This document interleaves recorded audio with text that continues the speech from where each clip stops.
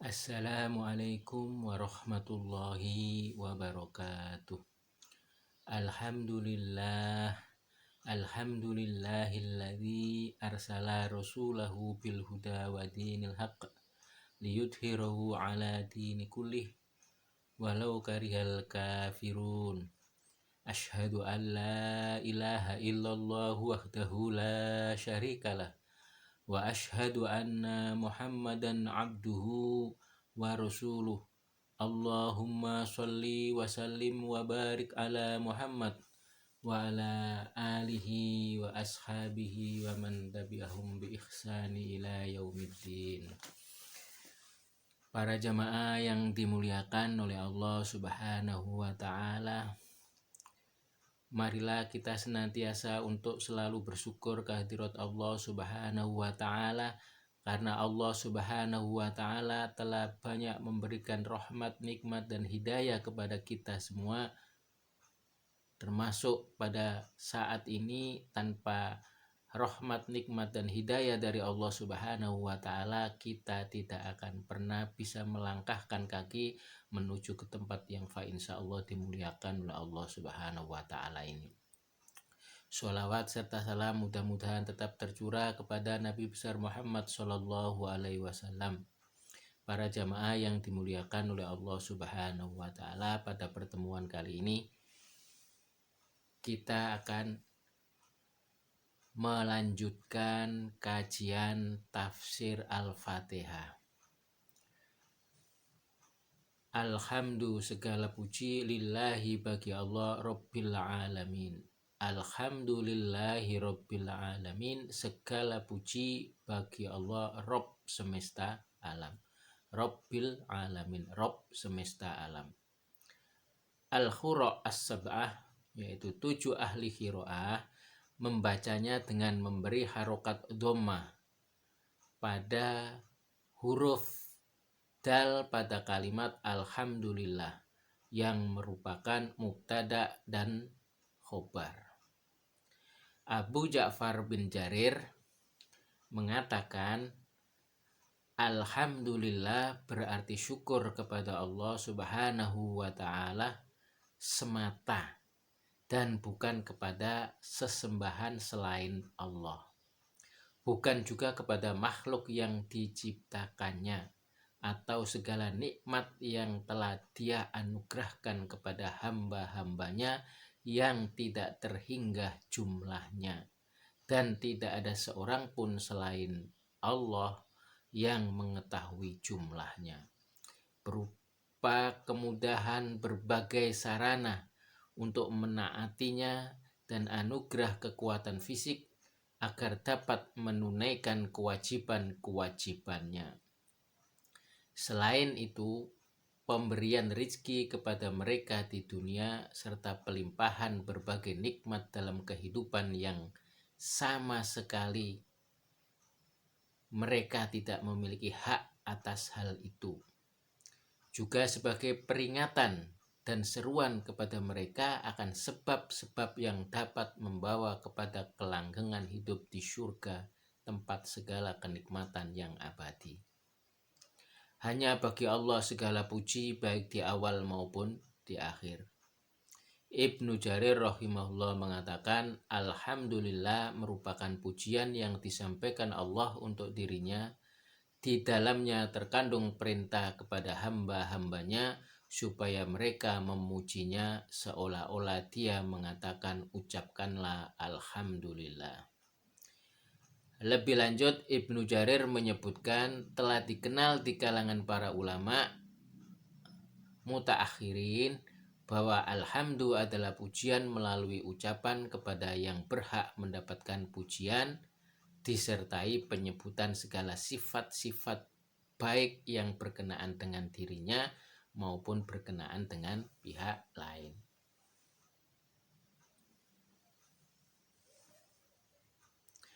Adapun asyukru tiada lain kecuali dilakukan terhadap sifat-sifat yang berkenaan dengan selainnya, yang disampaikan melalui hati, lisan, dan anggota badan.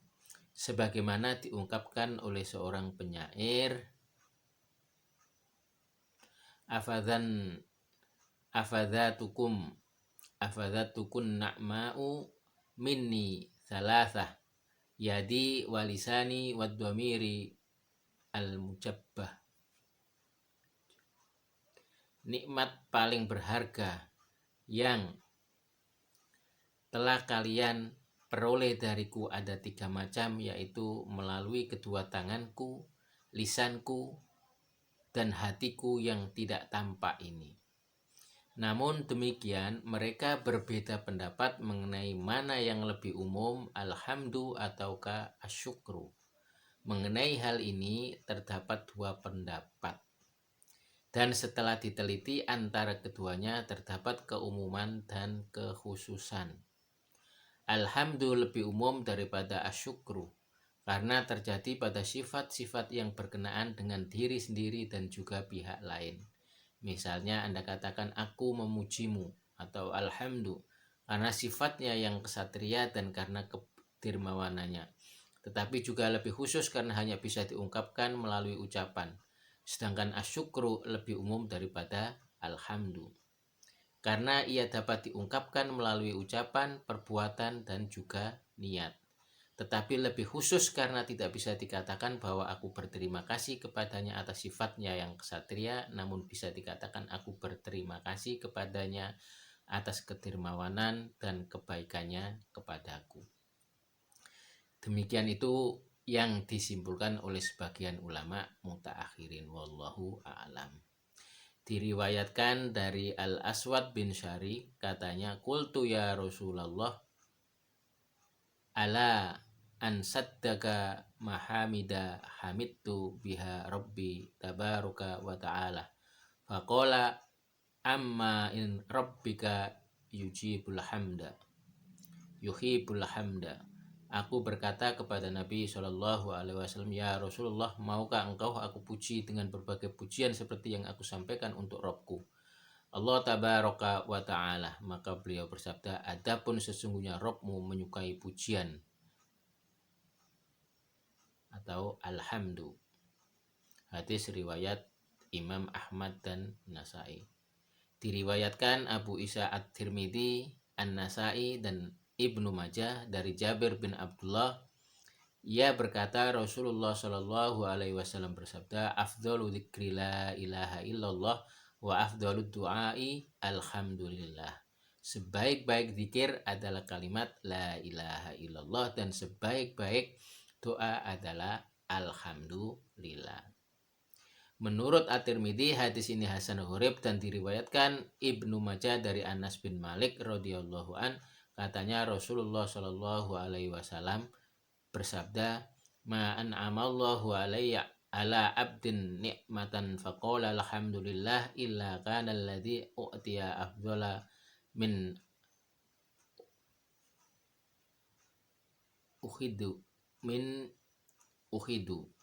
ukhida.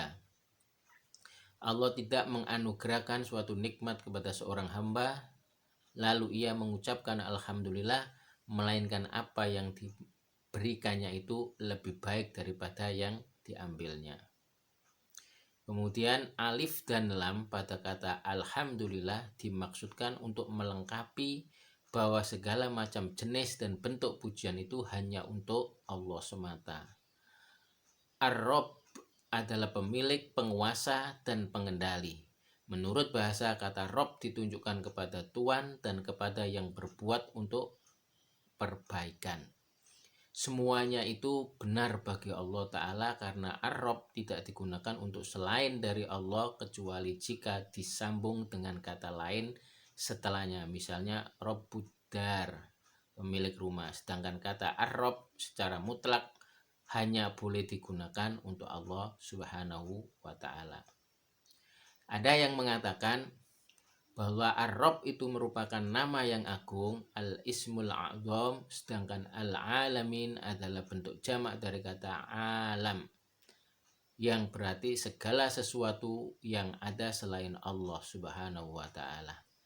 Alamun merupakan bentuk jamak yang tidak memiliki mufrad atau bentuk tunggal dari kata itu al-awalim. Berarti berbagai macam makhluk yang ada di langit, bumi, daratan maupun lautan.